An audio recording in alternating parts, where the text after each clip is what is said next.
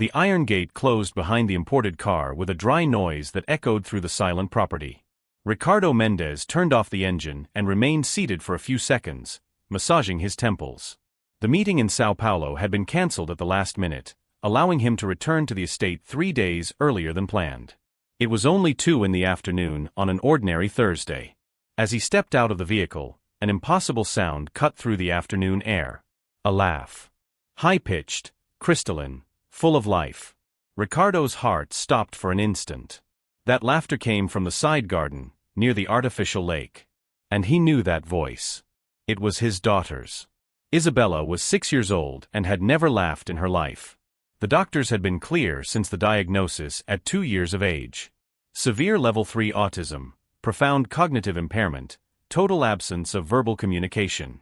The girl did not speak, did not make eye contact, did not respond to stimuli. She spent her days sitting in the adapted armchair in the living room, rocking her body back and forth, her eyes fixed on nothing. Physical therapists, neurologists, occupational therapists, psychiatrists. All confirmed the same sentence: Isabella would never have a normal life. Ricardo walked toward the garden as one approaches a mirage in the desert. Each step weighed tons. The sound of laughter continued, now interspersed with words. Real words, pronounced with childish clarity. When he turned the corner of the stone house, the scene before his eyes defied all known logic. Isabella was standing. Running across the green grass, her brown hair flying in the wind, her hands outstretched trying to catch soap bubbles floating in the air. Her face radiated a joy so pure, so intense, that it seemed to belong to another child. She jumped, spun, laughed loudly, without any trace of the rigidity that had marked every movement of her body for the past 4 years. And the one blowing the bubbles, kneeling on the grass with a wide smile on her face, was Julia. The 23-year-old black maid had been hired just 2 months earlier. She had come from a small town in the countryside, recommended by the agency with modest references. Ricardo had barely spoken to her beyond basic instructions about cleaning and cooking. On the weekends he spent at the estate, Julia was just a discreet, almost invisible presence, who served coffee and disappeared into the back of the property. Now she held Isabella's hand and spun with her in a circle, singing a simple song about little birds.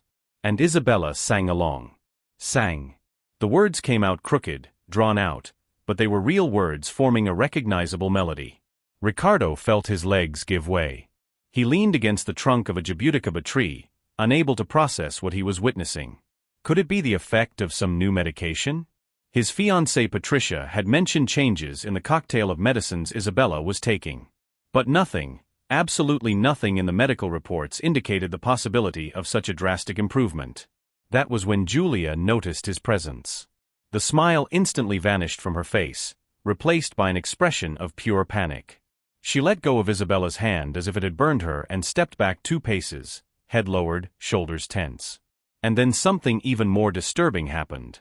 At the exact moment Isabella noticed her father, the transformation was brutal and immediate. The light went out of her eyes like a blown-out candle. Her body stiffened. Her hands clenched into tight fists against her chest. Her mouth opened in a low, continuous moan. In a matter of seconds, the joyful, communicative girl disappeared, giving way to the catatonic child Ricardo knew. Isabella fell to her knees on the grass, rocking her torso violently, scratching her own arms with her nails. The sounds coming from her throat were guttural, desperate, like those of a wounded animal.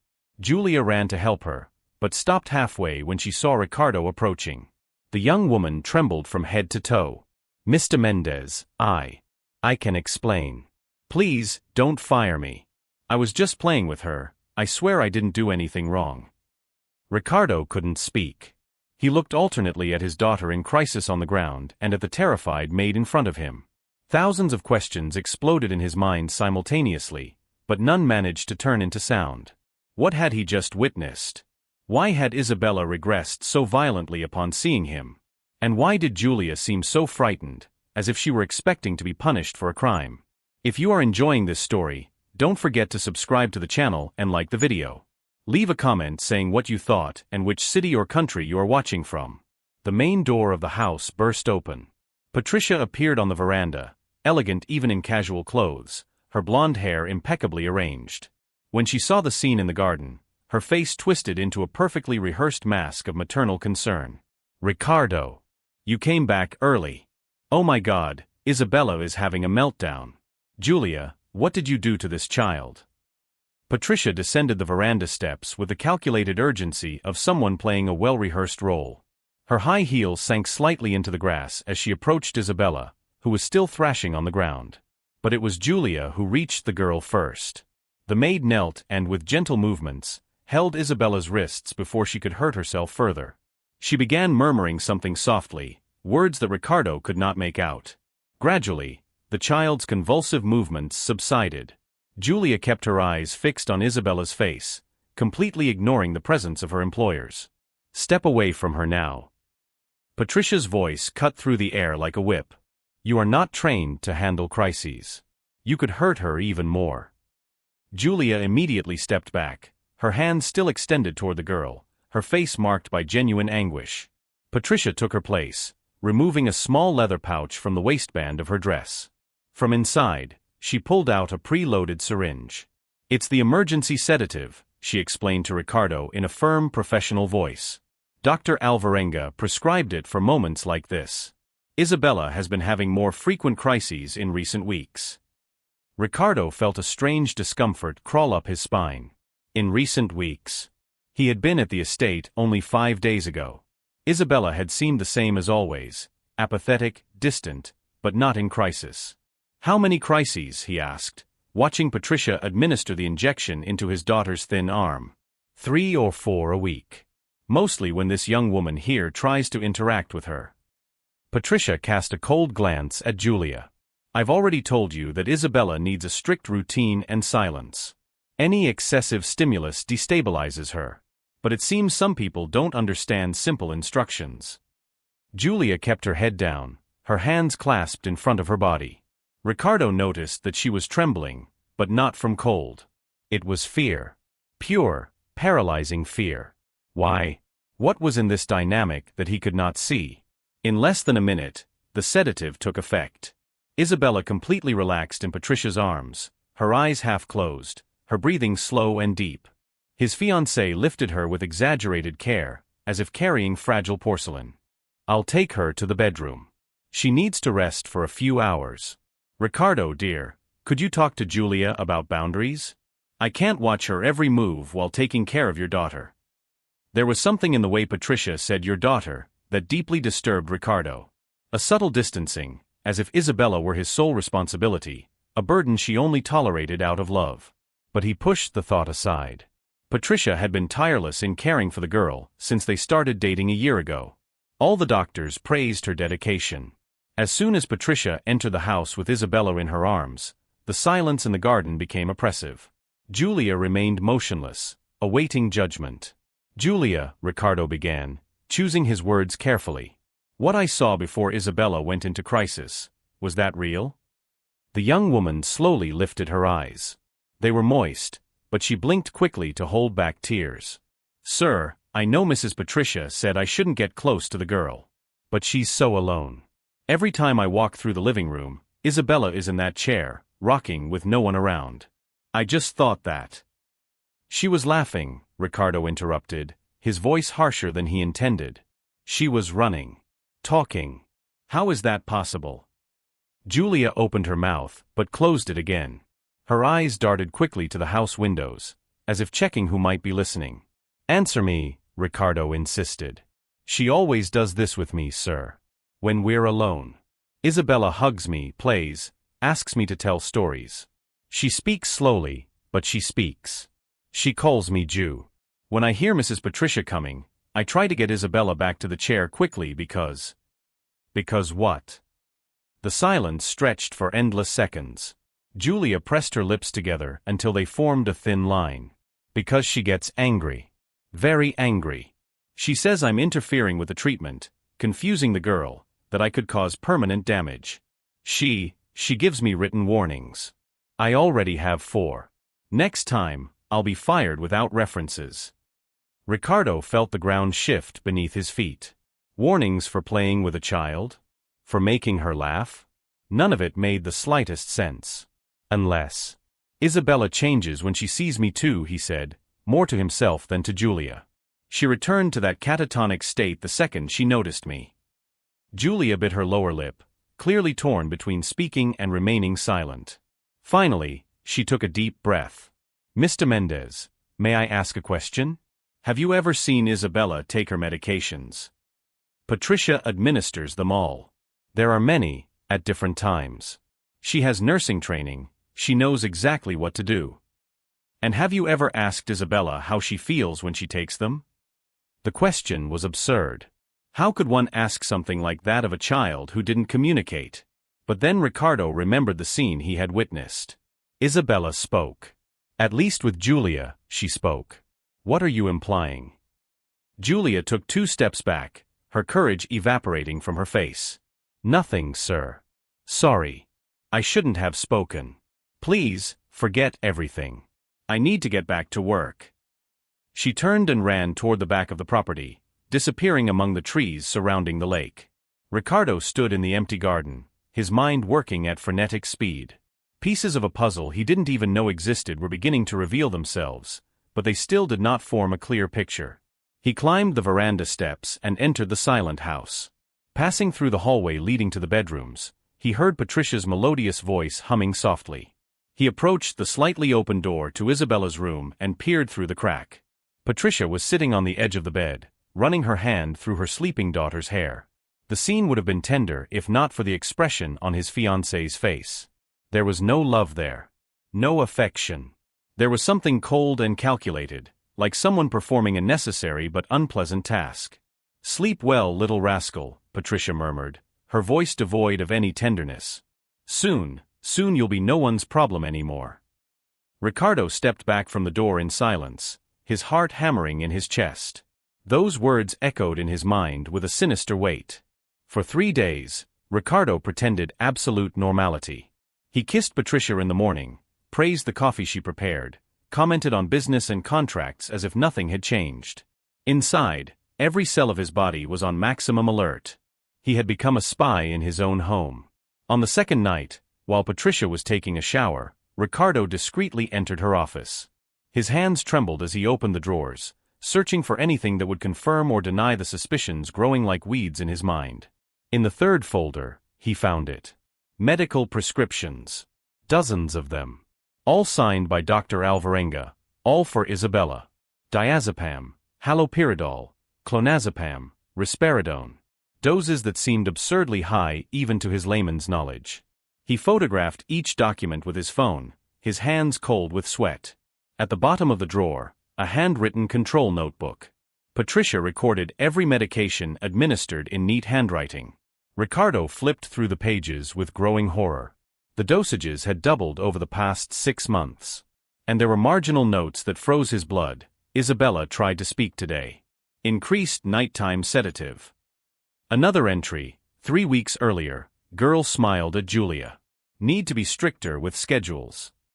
He closed the notebook carefully, putting everything back exactly as it had been.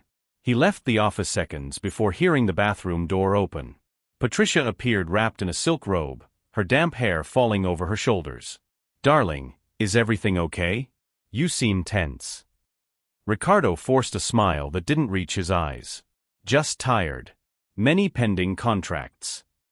She approached, running her fingers over his face with rehearsed delicacy. "You work too much. After we get married, I promise to take better care of you. And you won't need to worry so much about Isabella. I know an excellent institution in Switzerland, specialized in cases like hers. There she'll have professional care 24 hours a day." The words were poisoned honey. Ricardo realized for the first time the calculated coldness behind that facade of concern. Patricia didn't want to take care of Isabella. She wanted to remove her. Eliminate her from the equation. "Let's talk about that after the wedding," he replied, keeping his tone neutral.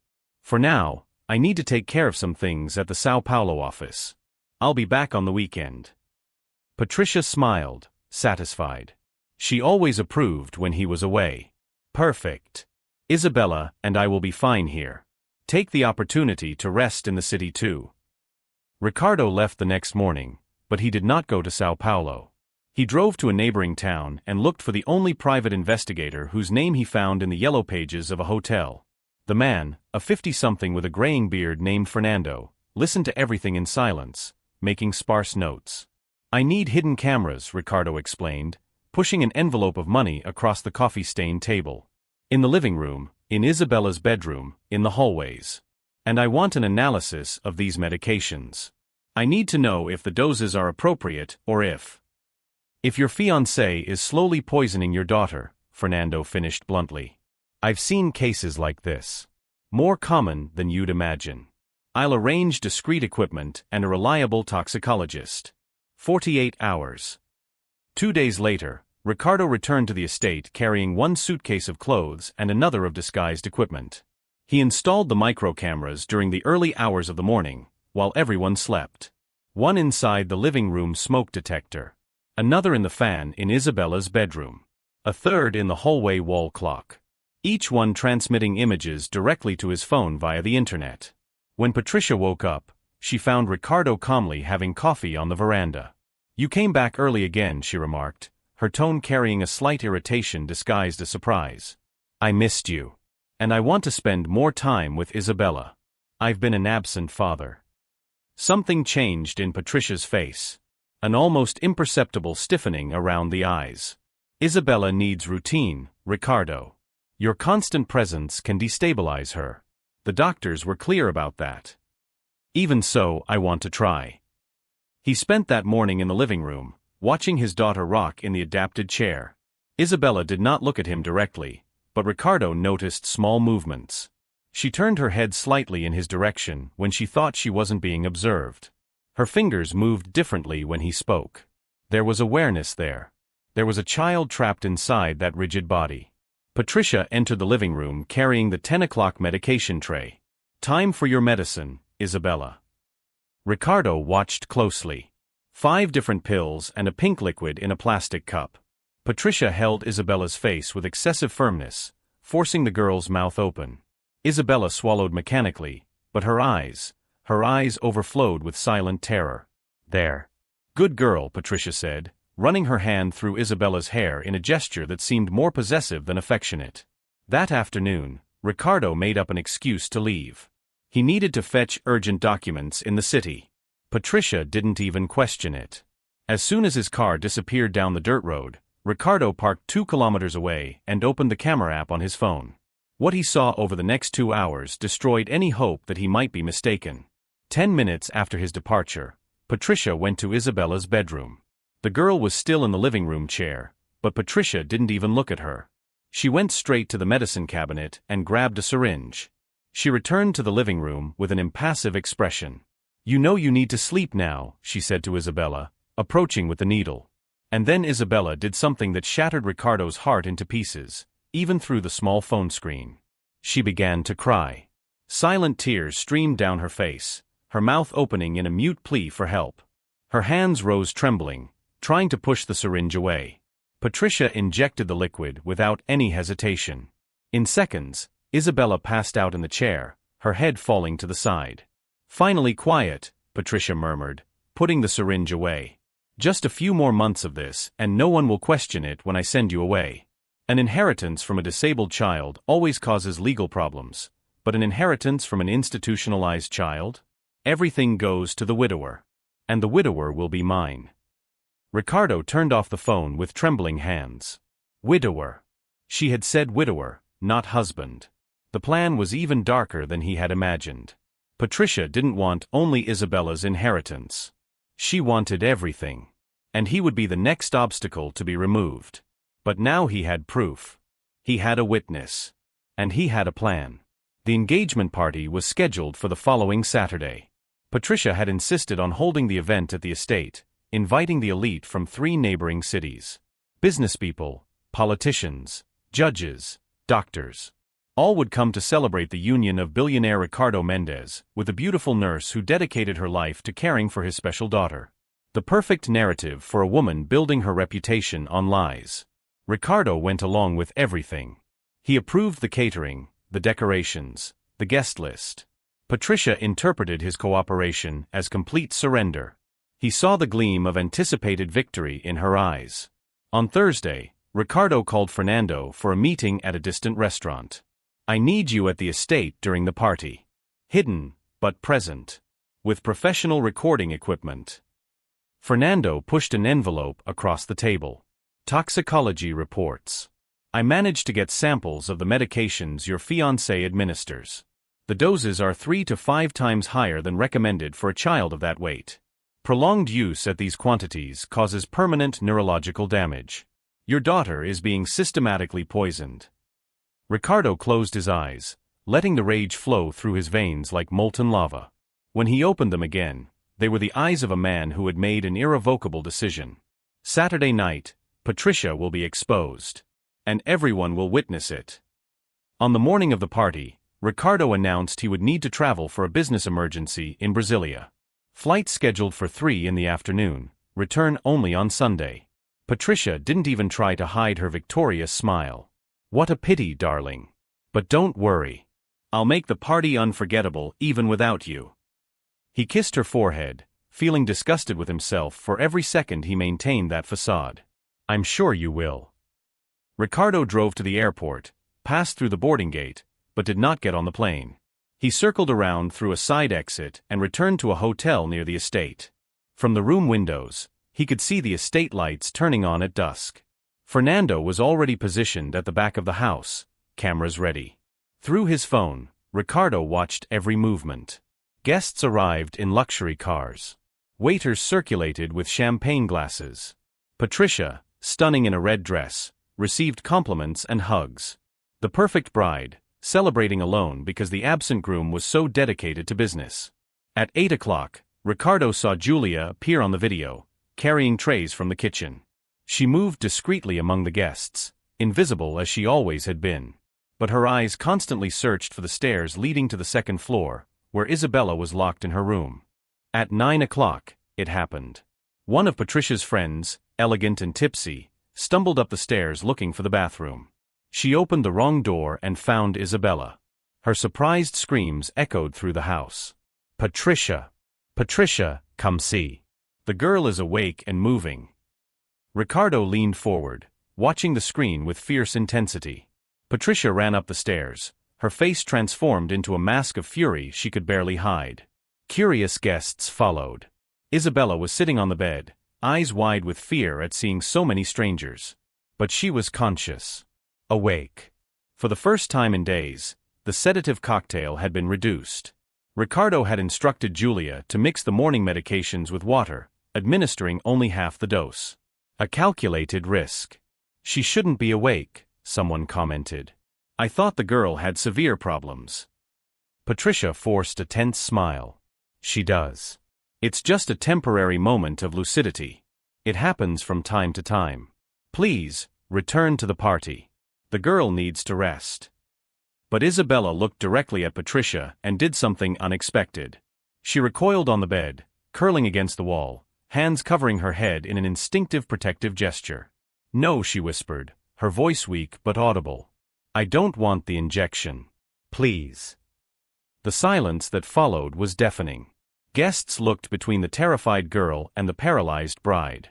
Patricia tried to laugh, but the sound came out false. "She's confused. She doesn't know what she's saying." "Seemed pretty clear to me," the tipsy friend commented, now suspicious. That's when Julia appeared at the bedroom door. She held a tray, but her eyes were fixed on Isabella. The girl saw her and reached out her arms. Ju, help me." Julia dropped the tray with a clatter and ran to the bed, hugging Isabella protectively.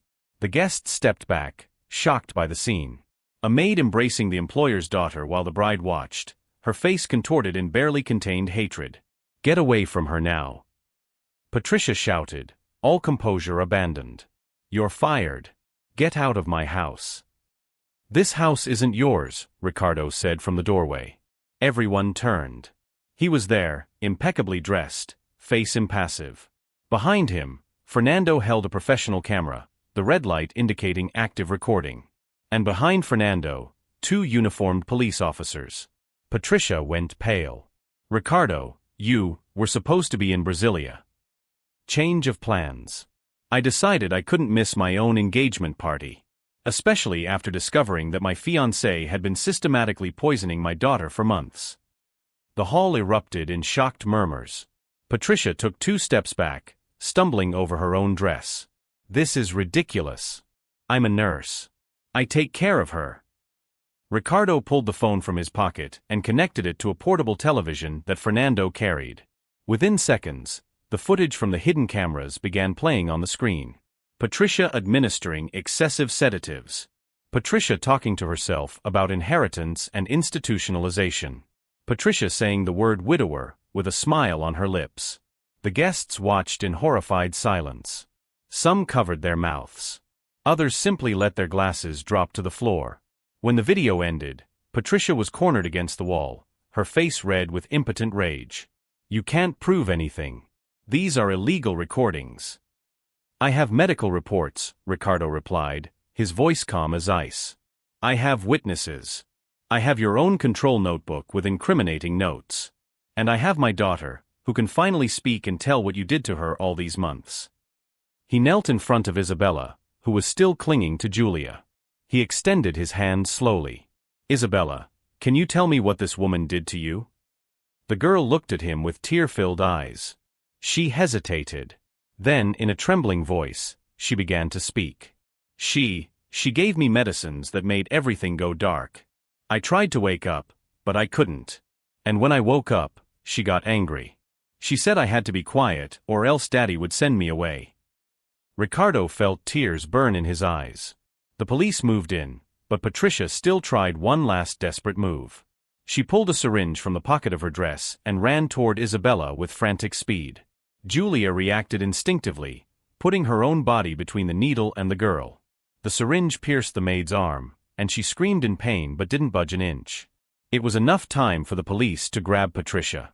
She thrashed like a wild animal, shouting obscenities as she was restrained. The red dress tore at the shoulder.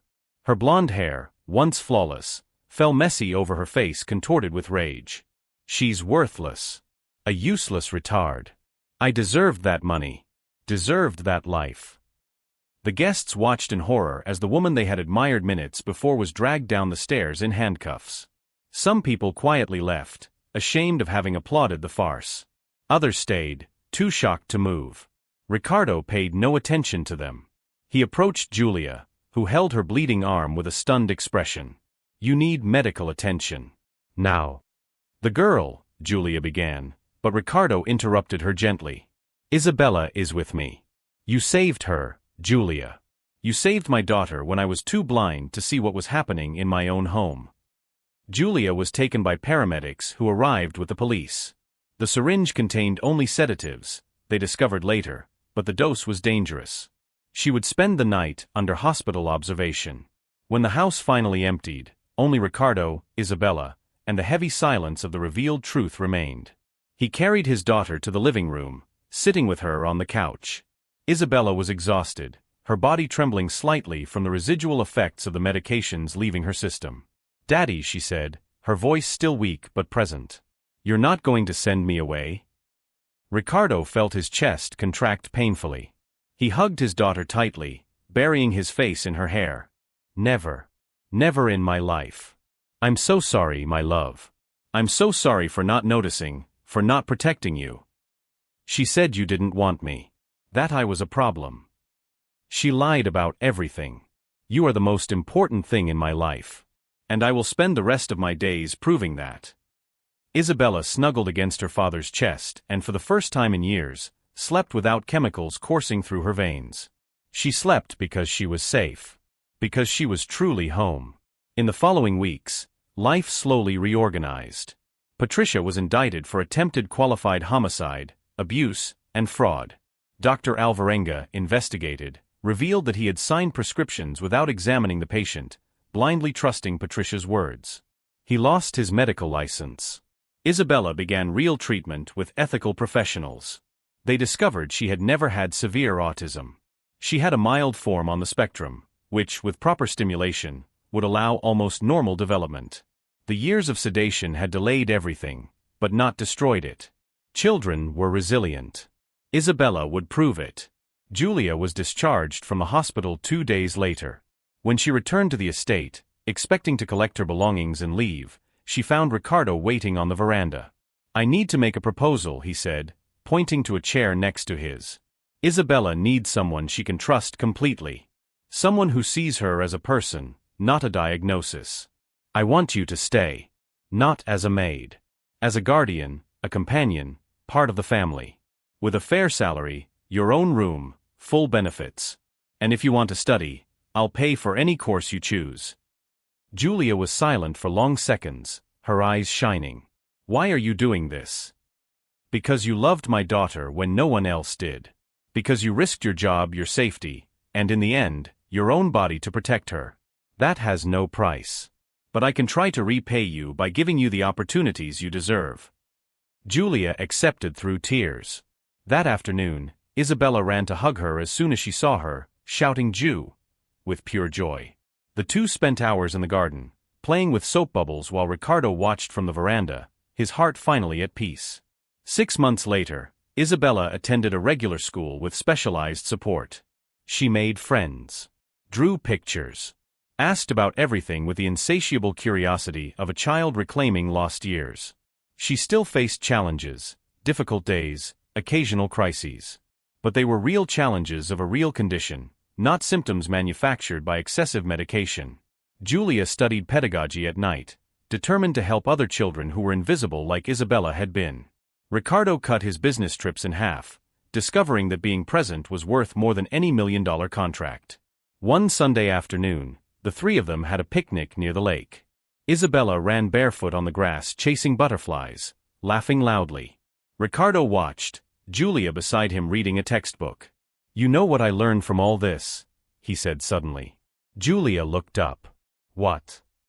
"That monsters rarely look like monsters. They appear dressed in silk, speaking beautiful words, making shiny promises.